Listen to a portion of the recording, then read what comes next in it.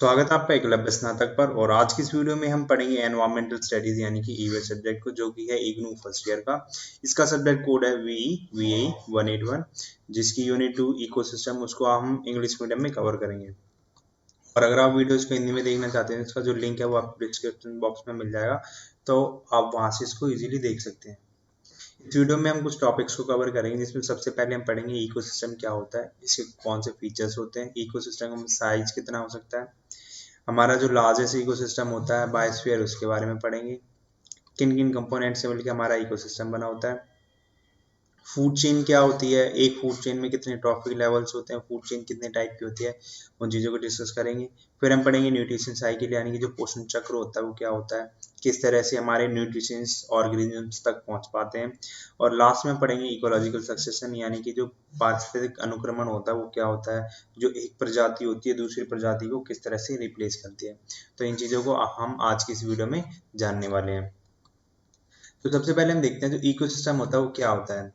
What is an ecosystem? तो ecosystem हमारे अर्थ का ऐसा एरिया होता है जहाँ पे जो प्लांट्स और एनिमल्स होते हैं वो आपस में रिलेशनशिप डेवलप करते हैं, जिससे इनकी जितनी नीड्स होती हैं वो फुलफिल हो सके, यानी कि इनकी आवश्यकता होती है वो पूरी हो सके। इनको खाने के लिए खाना मिले, पीने के लिए पानी मिल सके और रहने के लिए इनको जगह मिल सके। तो ये एरिया हमारे इकोसिस्टम कहलाता है। जैसे कि ये एक एरिया है, हमारे अर्थ का कोई सा भी एक छोटा सा कोना ले सकते हो, इवन आपके घर का कोई भी कोना हो आप उसको ले सकते हो। वहाँ पे कुछ छोटे छोटे ऑर्गेनिजम्स पाए जाते हैं, ठीक है। तो उनकी कुछ नीड्स होती हैं, तो ये क्या करते हैं, ये आपस में ही डिसाइड करते हैं कि मैं आपकी ये मदद कर दूंगा, आप मेरी ये मदद कर देना। तो इस तरह से इन दोनों ने आपस में रिलेशनशिप डेवलप कर दिया, यानी कि अपने बीच में एक संबंध स्थापित कर दिया। इससे जिनकी जो आवश्यकताएं होती हैं वो पूरी हो सकती हैं, ठीक है। तो वही हमारा इकोसिस्टम हो जाता है, ठीक। तो जितने भी लिविंग और नॉन लिविंग कंपोनेंट्स होते हैं उनके बीच में जो इंटरेक्शंस किए जाते हैं वो हमारा इकोसिस्टम का एक पार्ट होता है। और ये प्रॉपर नेचुरल यूनिट होती है, यानी कि ये प्राकृतिक इकाई होती है जो प्रकृति के द्वारा बनाई हुई होती है, यानी कि इसमें मानवीय हस्तक्षेप या फिर हम ये कह सकते हैं जो ह्यूमन डिस्टर्बेंस होता है वो नहीं होता है। ये एक डायनामिक सिस्टम होता है। डायनामिक सिस्टम यानी कि जो गतिशील प्रणाली होती है, इसमें जो चेंजेस होते हैं वो कंटिन्यूसली होते रहते हैं।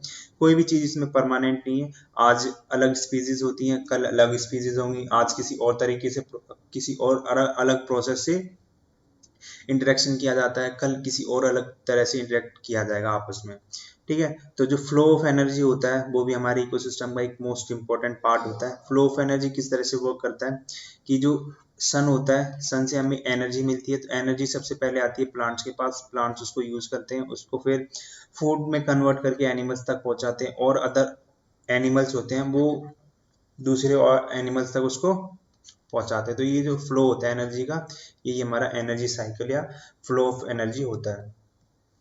फिर हम डिस्कस करेंगे इसके जो फीचर्स होते हैं कौन कौन से होते हैं, इकोसिस्टम की क्या क्या विशेषताएं हो सकती हैं। तो पहली जो विशेषता होती है यानी कि जो फीचर होता है वो होता है स्ट्रक्चरल फीचर, दूसरा होता है फंक्शनल फीचर्स। तो इन दोनों को काफी अच्छे से हम डिस्कस करेंगे। तो जो सबसे पहले ही हमें पता है जो स्ट्रक्चर फीचर्स होते हैं वो किसी भी इकोसिस्टम का या किसी भी चीज का स्ट्रक्चर तैयार करते हैं, उसकी संरचना को बनाते हैं, उसकी रूपरेखा को तय करते हैं। तो जो स्ट्रक्चर फीचर्स ऐसे एलिमेंट्स होते हैं जो हमारे इकोसिस्टम को बनाते हैं।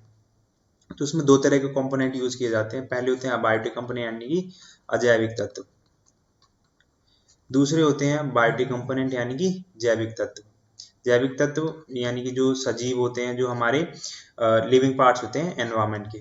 और अबायोटिक होते हैं अजैविक तत्व, जो नॉन लिविंग पार्ट्स होते हैं, निर्जीव तत्व होते हैं हमारे पर्यावरण के, ठीक है।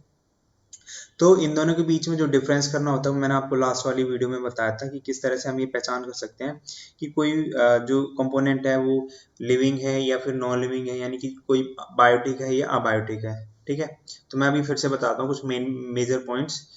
तो जो बायोटिक कंपोनेंट होते हैं उसमें हमें कुछ तरह की हैबिट्स देखने को मिलती हैं, जैसे ये सांस ले सकते हैं, यानी कि जो ब्रीथिंग का सिस्टम इनके अंदर पाया जाता है, ठीक है। ये खा सकते हैं, खाना खा सकते हैं, ये आपस में इधर से उधर मूवमेंट कर सकते हैं अपने आप, ये और कुछ एक्टिविटीज ये कर सकते हैं, यानी कुछ गतिविधियां कर सकते हैं। इनके अंदर प्रोडक्शन सिस्टम पाया जाता है, यानी कि इससे ये प्रजनन क्षमता पाई जाती है, जिससे ये लोग अपनी जो जनरेशन होती है या फिर जो कम्युनिटी होती है, पॉपुलेशन होती है, उसको बढ़ा सकते हैं।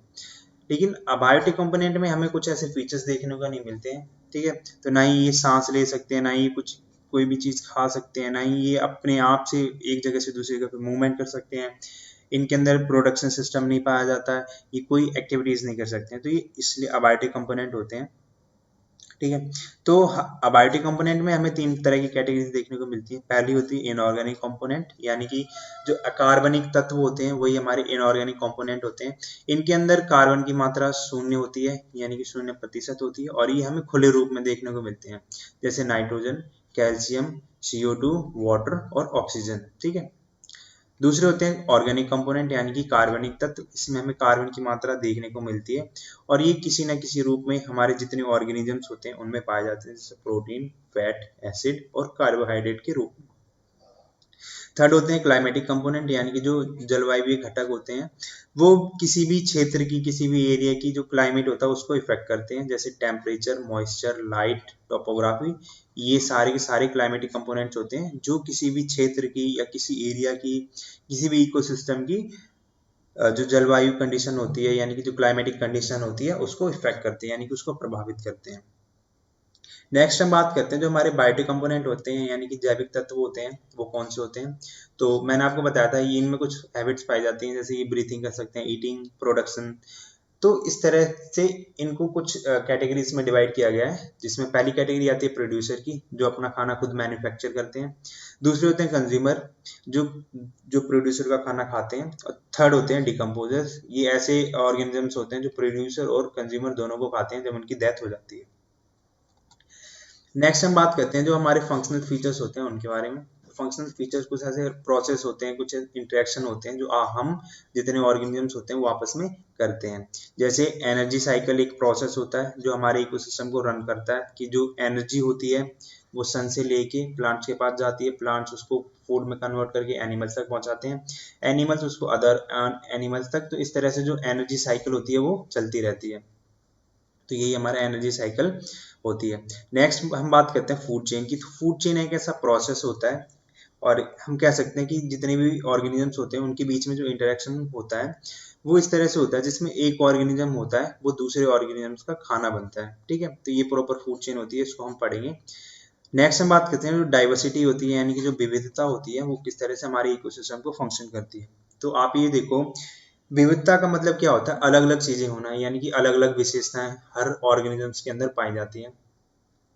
अगर ये सोचो, अगर जो भी जितने भी ऑर्गेनिजम्स हमारे अर्थ पे मौजूद हैं उनमें सब में क्वालिटीज एक जैसी रहेंगी, लेकिन हमारी जितनी भी आवश्यकताएं होती हैं वो सबकी एक जैसी नहीं होती हैं, किसी की अलग होती है, कि हर किसी की आवश्यकता अलग अलग होती है।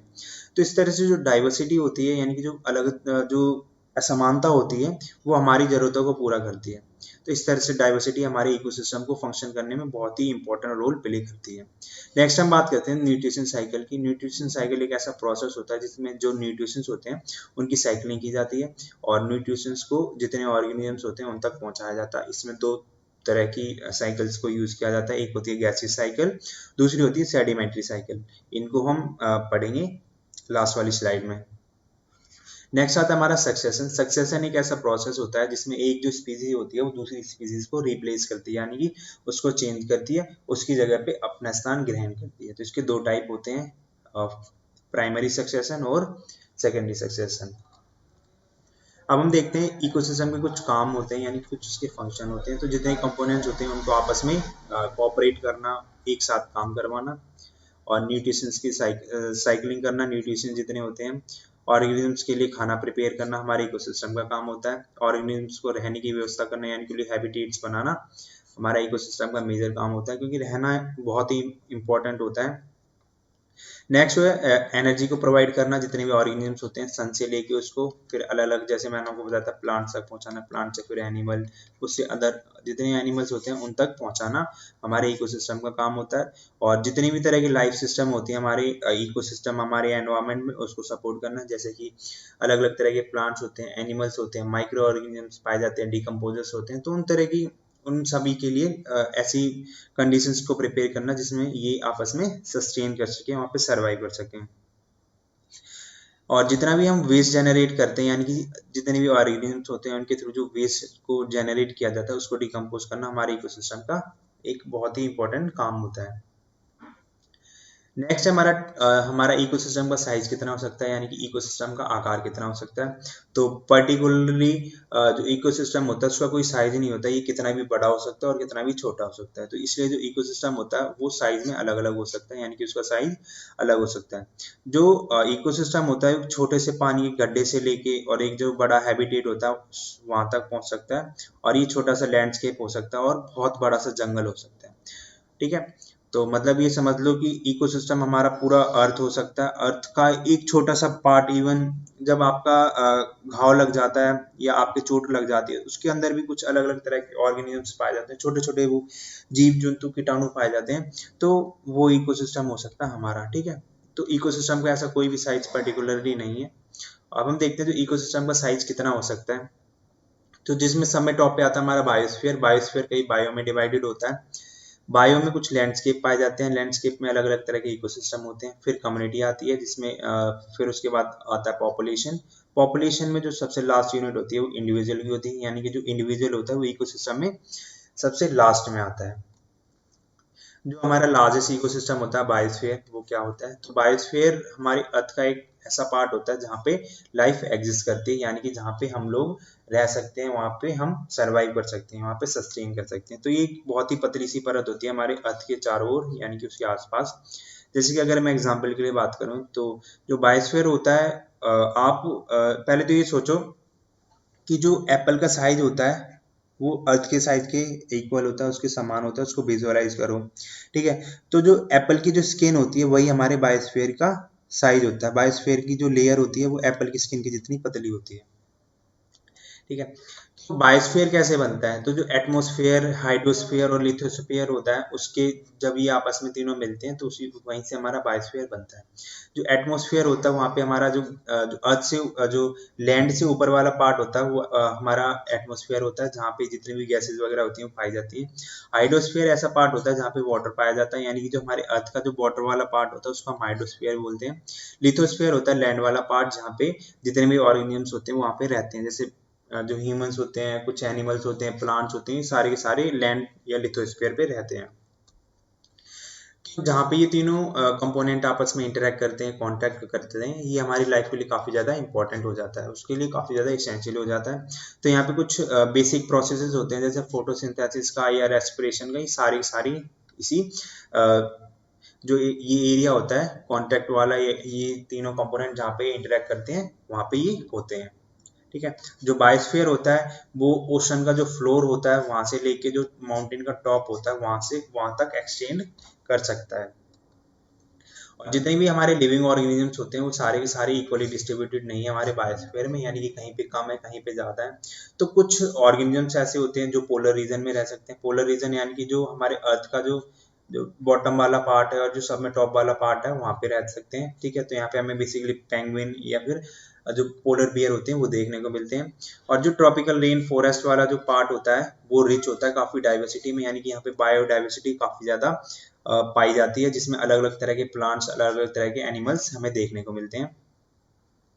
जो बायोस्फीयर में जो एनर्जी का सोर्स होता है, बायोस्फीयर में जितने भी ऑर्गेनिजम्स होते हैं उनके लिए एनर्जी का सोर्स सिर्फ सन होता है। ठीक है, यानी कि सूर्य से ही सबको एनर्जी मिलती है, यानी कि उसको सबको ऊर्जा सन से ही मिलती है। अगर सन नहीं हुआ तो जो हमारा बायोस्फीयर है वो खत्म हो जाएगा, वो एग्जिस्ट नहीं करेगा यहाँ पे। तो एनर्जी के लिए सब में इंपॉर्टेंट क्या है, हमारा सन। ठीक है, अब हम बात करते हैं कंपोनेंट्स की। तो इकोसिस्टम में हमें कौन कौन से कंपोनेंट देखने को मिलते हैं, तो इकोसिस्टम में दो तरह के कंपोनेंट होते हैं। पहले होते हैं अबायोटिक कंपोनेंट यानी कि जैविक तत्व। ये फिजिकल कंपोनेंट होते हैं हमारे इकोसिस्टम के, हमारे एनवायरनमेंट के, इसीलिए ये नॉन लिविंग पार्ट्स होते हैं हमारे एनवायरनमेंट के। ठीक है, दूसरे होते हैं बायोटिक कंपोनेंट। बायोटिक कंपोनेंट्स ये हमारे एनवायरनमेंट के लिविंग पार्ट्स होते हैं। ठीक है, जो इंटरेक्ट करते हैं अबायोटिक कंपोनेंट की हेल्प से, यानी कि किस तरह से हेल्प करते हैं। जैसे कि अबायोटिक कंपोनेंट में लाइट को हम एक एग्जांपल के तौर पे लेते हैं, और यहाँ पे कुछ प्लांट्स और एनिमल्स होते हैं, सॉरी प्लांट्स को ही लेते हैं यहाँ पे। ठीक है, तो लाइट प्लांट्स को चाहिए होती है जब प्लांट्स अपना फूड प्रिपेयर कर रहे होते हैं। तो जब लाइट प्लांट्स को मिलेगी तभी ये आपस में ये फूड प्रिपेयर कर पाएगी, उसके बाद में जो एनिमल्स होते हैं तभी इसको कंज्यूम कर पाएंगे। तो ये आपस में इन दोनों को इंटरेक्शन में हेल्प कर रही है लाइट। इस तरह से हम इसको समझ सकते हैं कि ये आपस में इंटरेक्ट करते हैं अबायोटिक कंपोनेंट की हेल्प से। तो जो बायोटेक कंपोनेंट होते हैं उसमें 3 तरह की कैटेगरीज हमें देखने को मिलती है, जिसमें प्रोड्यूसर आते हैं, मैंने आपको बताया था प्रोड्यूसर जो अपना खाना खुद प्रोड्यूस करते हैं, मैन्युफैक्चर करते हैं, इसलिए इनको प्रोड्यूसर कहा जाता है। दूसरी कैटेगरी होती है कंज्यूमर की, जो उपभोक्ता होते हैं या फिर जो चीज़ों को कंज्यूम करते हैं उनको हम कंज्यूमर बोलते हैं। थर्ड कैटेगरी होती है डिकम्पोजर्स की। तो डिकम्पोजर्स ऐसे ऑर्गेनिजम्स होते हैं, माइक्रो ऑर्गेनिजम्स होते हैं, जो प्रोड्यूसर और कंज्यूमर को उनकी डेथ के बाद खाते हैं। इनका जो डेड ऑर्गेनिक्स या डेड मटेरियल होता है उसको खाते हैं। तो प्रोड्यूसर होते हैं ये ऑटोटॉप्स होते हैं। ऑटोटॉप्स को हम स्वपोषी भी बोल सकते हैं, यानी कि ये खुद के द्वारा पोषित किए जाते हैं, ठीक है। तो ये जैसे ग्रीन प्लांट्स होते हैं, सारे के सारे बायोटिक कंपोनेंट होते हैं अपने नेचर में, जो कि अपना खाना खुद मैन्युफैक्चर करते हैं फोटोसिंथेसिस, यानी कि जो प्रकाश संश्लेषण की प्रक्रिया होती है उसके द्वारा। दूसरे नंबर पे आते हैं हमारे कंज्यूमर्स। तो कंज्यूमर जो भी जितने भी ऑर्गेनिजम्स होते हैं जो अपना खाना खुद नहीं बना सकते लेकिन अपने खाने के लिए दूसरे ऑर्गेनिजम्स पर डिपेंड करते हैं, ये हेटेरोटॉप्स, यानी कि जो इनको बोलते हैं परपोषी, मतलब पराई के द्वारा पोषित हुए, ठीक है। तो इनको हम परपोषी बोलते हैं और कंज्यूमर भी इनको बोलते हैं। ये सारे के सारे जितने ऑर्गेनिजम्स होते हैं वो दूसरे ऑर्गेनिजम्स पर अपने सर्वाइवल के लिए डिपेंड होते हैं। कंज्यूमर में हमें 3 टाइप देखने को मिलते हैं, जिसमें सबसे टॉप पे आते हैं हमारे प्राइमरी कंज्यूमर, दूसरे होते हैं सेकेंडरी कंज्यूमर और थर्ड नंबर पे आते हैं टर्सरी कंज्यूमर। जो प्राइमरी कंज्यूमर्स होते हैं वो कुछ ऐसे एनिमल्स होते हैं जो ग्रास को खाते हैं, इसलिए इनको हम प्राइमरी कंज्यूमर बोलते हैं। जैसे इनका जो एक नाम हो सकता है हार्बिवोर, क्योंकि ये हर्ब्स को खाते हैं, इस तरह से हम समझ सकते हैं। और जो goat, cow, deer, grasshopper, ये सारे के सारे प्राइमरी कंज्यूमर के एग्जाम्पल है। सेकेंडरी कंज्यूमर ऐसे ऑर्गेनिजम्स होते हैं जो हार्बिवोर को खाते हैं, यानी कि जो प्राइमरी कंज्यूमर को खाते हैं उन्हीं को हम सेकेंडरी कंज्यूमर कहते हैं, ठीक है। इनको हम कार्निवोर भी बोल सकते हैं। जैसे जो बर्ड होती है एक ग्रास हॉपर को खाती है, ग्रास हॉपर यानी कि जो टिड्डा होता है वो घास को खाता है, और जो एक चिड़िया होती है वो ग्रास हॉपर को खाती है। थर्ड नंबर पे आते हैं टर्सरी कंज्यूमर, यानी कि जो तृतीय उपभोक्ता होते हैं वो आते हैं यहाँ पे थर्ड लिस्ट में, जिसमें जो ऑर्गेनिजम्स होते हैं वो कार्निवोर को खाते हैं, यानी कि यहाँ पे भी जो सेकेंडरी कंज्यूमर होते हैं वो टर्सरी कंज्यूमर के थ्रू खाए जाते हैं, इसलिए इनको हम टर्सरी कंज्यूमर कहते हैं। जैसे जो एक बिल्ली है वो एक बर्ड को खाएगी, यानी कि चिड़िया को खाएगी, तो चिड़िया ने ग्रास हॉपर को खाया था, ग्रास हॉपर ने ग्रास को खाया था। तो इस तरह से जो पूरी सीरीज है या फिर जो चेन है वो चलती रहती है। तो लेकिन जो टर्सरी कंज्यूमर होते हैं उसमें कुछ एक कैटेगरी ऐसी होती है जो एनिमल्स पाए जाते हैं जो ना ही किसी के द्वारा मारे जाते हैं ना ही किसी के द्वारा खाए जाते हैं, इनको हम टॉप कंज्यूमर में रखते हैं। जैसे जो लॉयन, शेर, टाइगर, ईगल, ये जितने भी कैटेगरीज के एनिमल्स होते हैं, यानी कि जो बर्ड्स वगैरह होते हैं, वो ना ही किसी के द्वारा मारे जाते हैं और ना ही किसी के द्वारा खाए जाते हैं, इसलिए इसको हम टॉप कंज्यूमर कहते हैं। और जो लास्ट में वो जो सबसे मोस्ट इंपॉर्टेंट कंपोनेंट होता है वो होता है डिकम्पोजर्स। तो जो कंज्यूमर और प्रोड्यूसर होते हैं वो अपनी लाइफ साइकिल को पूरा करते हैं और खत्म हो जाते हैं, मर जाते हैं, ठीक है। तो मरने के बाद इनका जो डेड मटेरियल बचता है वो कुछ बैक्टीरिया खाते हैं जो माइक्रो ऑर्गेनिजम्स कहलाते हैं, ठीक है। तो इनका जो डेड मटेरियल होता है उनको डिकम्पोज करते हैं, ठीक है।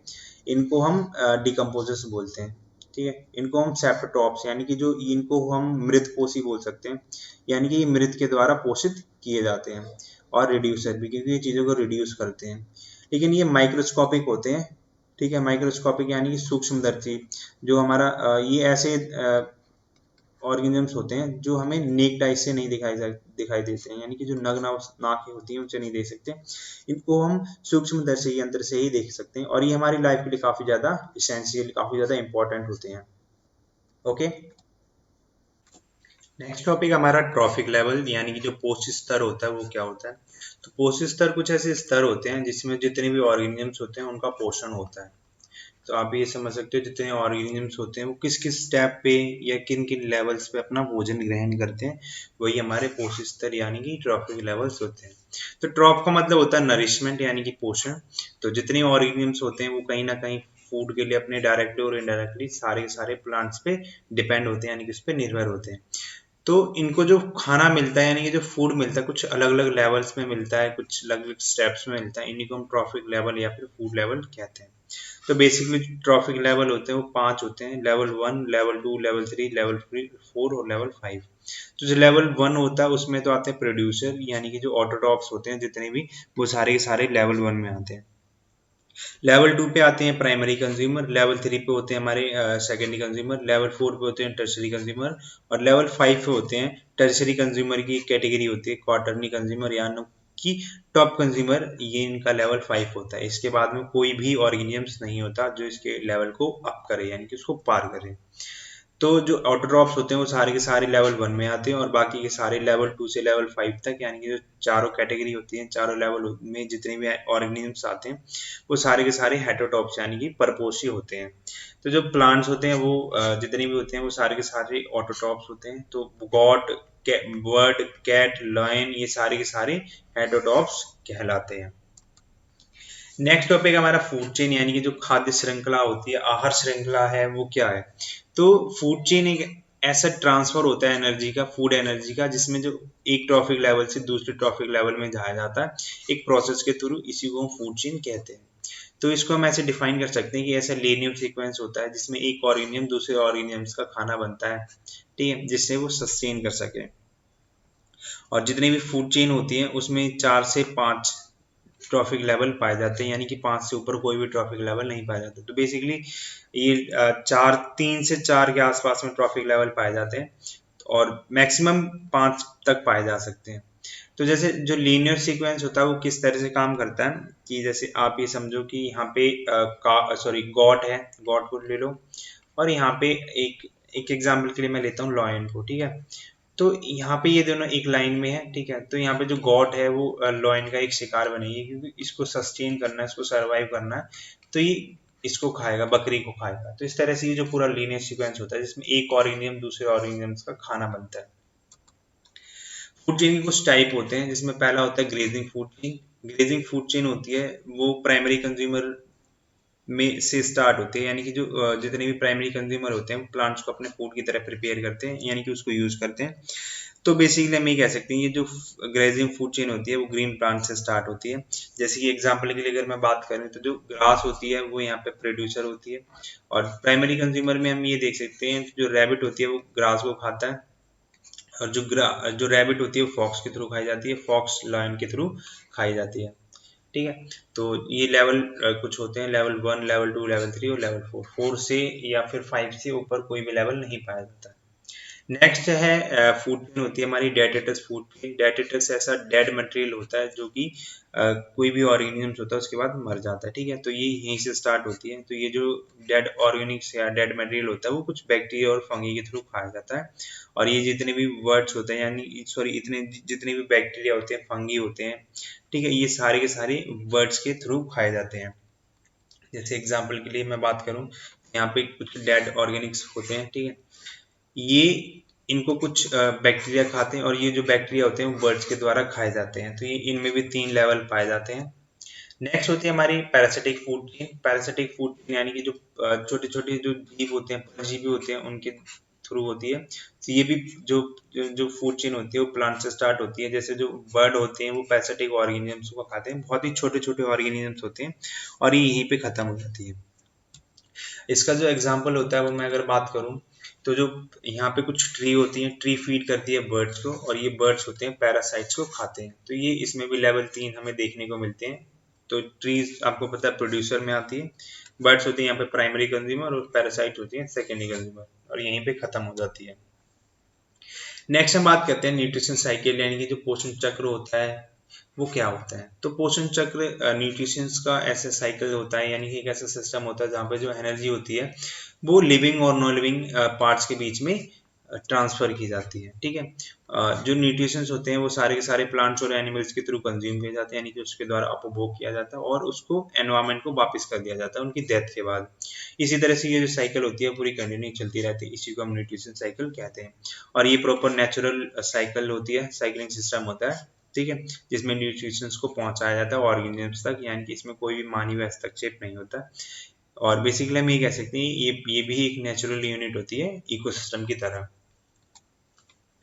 अब हम बात करते हैं इसकी कुछ टाइप्स होते हैं। तो पहला टाइप होता है गैसीय साइकिल, यानी कि जितनी भी गैसेस होती हैं वो सारी की सारी न्यूट्रिशंस की साइकिल के अंडर में आती हैं, जिसमें जो गैसीय साइकिल होती है वो गैसेस को ऑर्गेनिजम्स तक पहुंचाई जाती है, जितने जीव जंतु होते हैं उन तक पहुंचाई जाती है, ठीक है।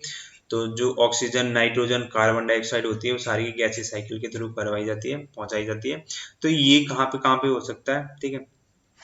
तो ये जो हमारा अर्थ का एटमोसफेयर है, यानी कि जो एयर वाला पार्ट है, अर्थ से जो लैंड पार्ट है उसके ऊपर वाला, और हाइड्रोस्फीयर जो वाटर वाला पार्ट है, वहां पे ये प्लेस करते हैं, यानी कि ये दोनों प्रोसेस गैसीय साइकिल के यहीं पे होते हैं। सेडिमेंट्री साइकिल जो अर्थ की क्रस्ट होती है, यानी कि जो लिथोस्फीयर वाला पार्ट होता है वहां पे होता है।